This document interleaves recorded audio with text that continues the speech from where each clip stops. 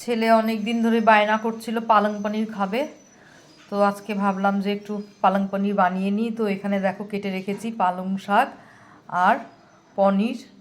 তো এটা রান্না করার জন্য যেই ইনগ্রিডিয়েন্টসগুলো লাগছে সেগুলো তোমাদের দেখিয়ে দিই।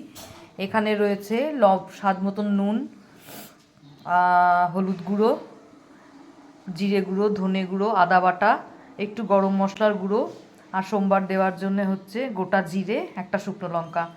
আর এটার সাথে অবশ্যই যেটা দিতে হবে সেটা হলো ফ্রেশ ক্রিম। তো এই দিয়ে চলো আজকে রান্নাটা শুরু করি।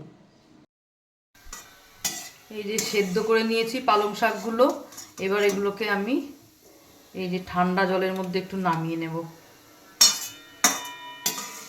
ঠান্ডা জলে নামিয়ে এটাকে একটু আমি পেস্ট করে নেব।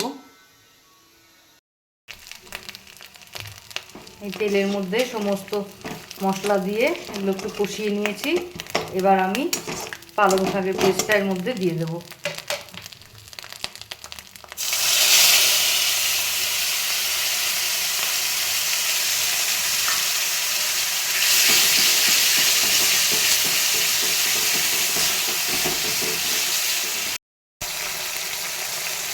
তেল ছেড়ে দিয়েছে, এবার এই বাটি ধোয়া জলটা আমি দিয়ে দেবো।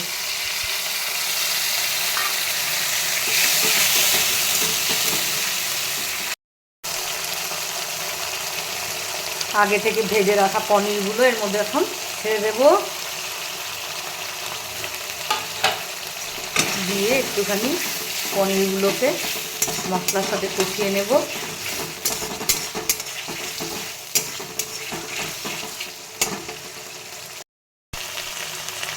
এবার পনিরগুলো সেদ্ধ হওয়ার জন্য যতটুকু পরিমাণ জল, ঠিক ততটুকু পরিমাণ জল আমি দিয়ে দেবো এখন।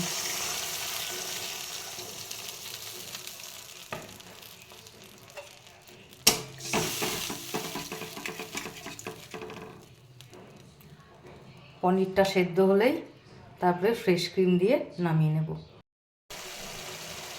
এখন এই আসল জিনিস চলে আসলো, ফ্রেশ ক্রিম।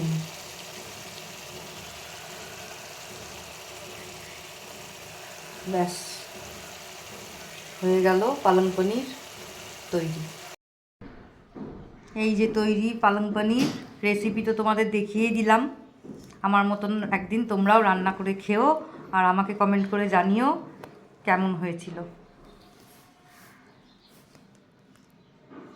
এখনকার মতো টাটা।